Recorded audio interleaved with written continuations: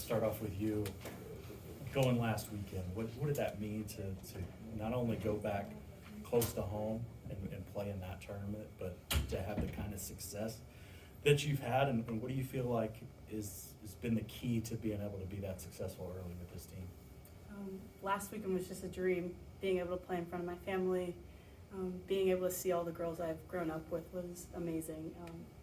But what really has helped me playing-wise is just looking up to all these older girls on this team. They've really stepped up in their captain role and really allowed us to transfer in really easily, which was really nice. And for both of y'all, what's the most exciting part of getting to move to Love's Field this weekend? I think it's just the fact that it's so unprecedented in the sport's history. Like, we're getting to be the first to do something. And I know, like, as I walked on Love's Field, I just felt extremely blessed with the history of players that have been here, and to be on the first team that gets to play there is super special. So I'm grateful for that. Just so thankful for this opportunity, and I know it's been a long time coming, but it's really surreal to just see it all happen. Jenny and then Eric.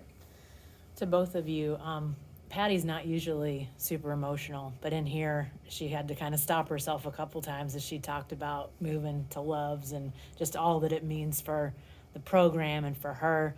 Have you sensed her at all being more emotional? How has she sort of approached this? I think she's just like told us, like, be grateful for it and to recognize the history and the importance of this moment. Like starting over at Reeves Park, I know she mentions that a lot, and just the transitions that had to be made.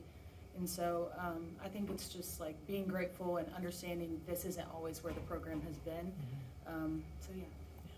Yeah, she's just like, just take it all in. This is very, what she said, unprecedented, and be thankful for all the opportunities that we're given. Can you guys talk about what stands out to you from your first time over there? If it was a single thing or something somebody said, anything that sort of stands out to you guys as you got that first look?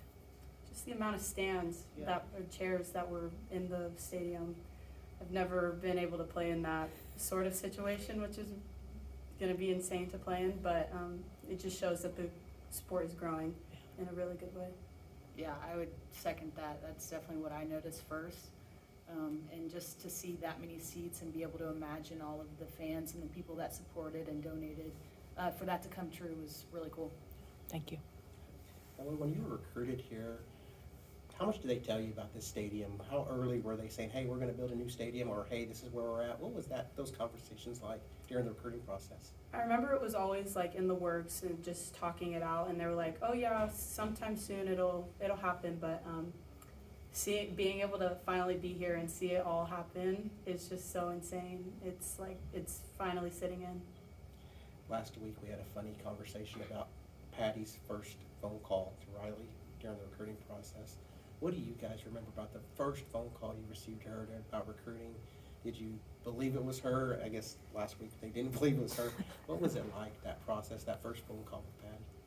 I'd have to agree with Riley because it's Coach Gasso. It's so much history behind her name, and it was like kind of shocking to see. Kind of had to take a bit of a reality check, I'm not gonna lie, and it was really, really cool.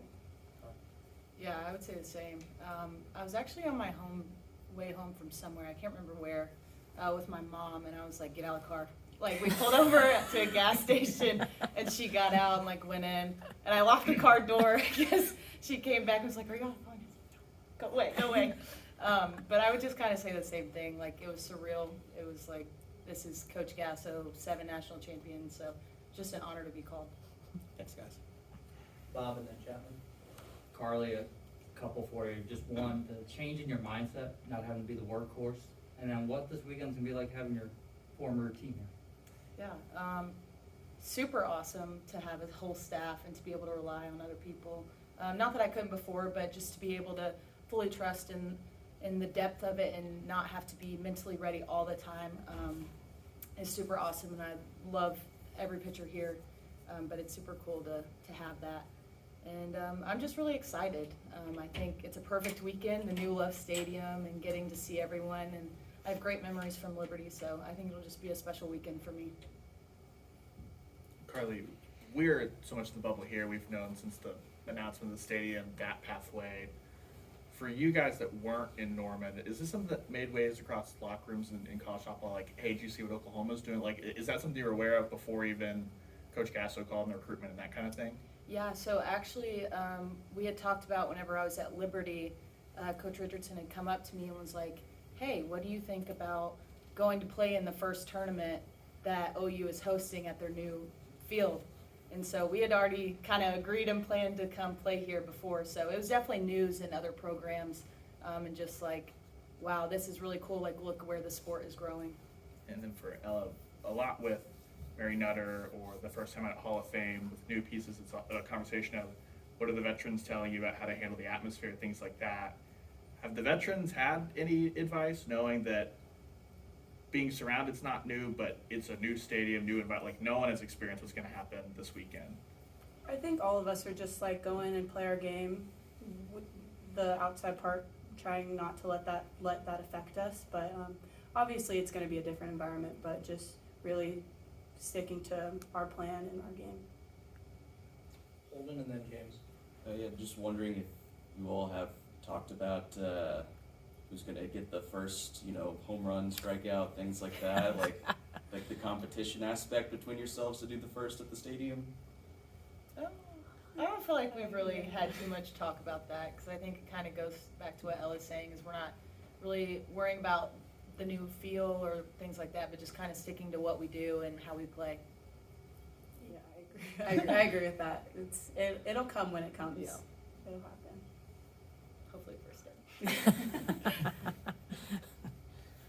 Carly, you had the broken finger, so how tough was that to come back from? And Ella, when you get a chance, you seem so calm at the plate. I've never really seen you hit much, but you seem so calm. I'm curious, are you really that calm inside when you're at Carly? Yeah, it was actually a really big challenge. This is the first major injury I've ever had.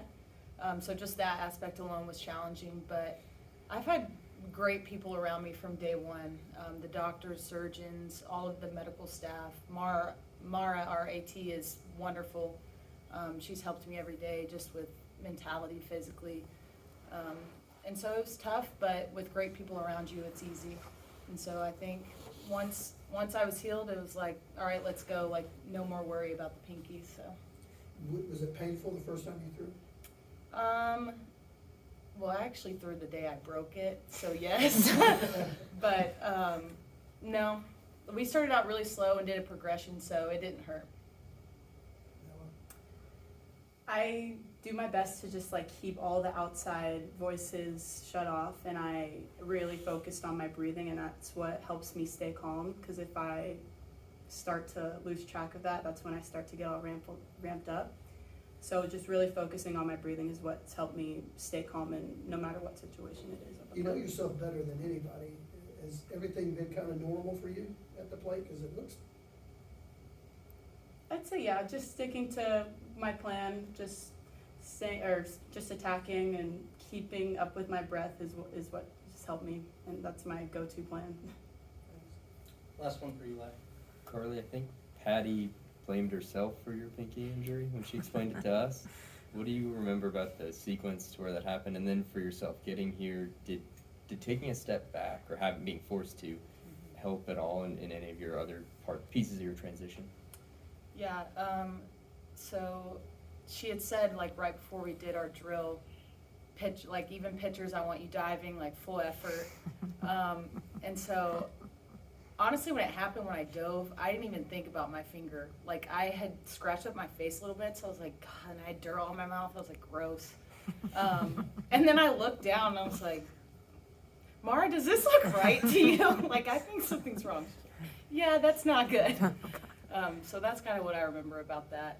But I wouldn't change it. I think it gave me a whole new perspective. I've never really been able to sit back and view things differently. I've always been kind of go, always the one pitching. And so being able to sit back and look at other pitchers' bullpens, hear what Coach Rocha was saying to them, and looking at different statistics and things like that, and being able to kind of decipher things from a Coach Rocha point of view really helped me in understanding the game more. So I think that was really valuable for me and kind of helped me transition into this new phase, and the more information I have here, how to digest that. Awesome, thanks so much.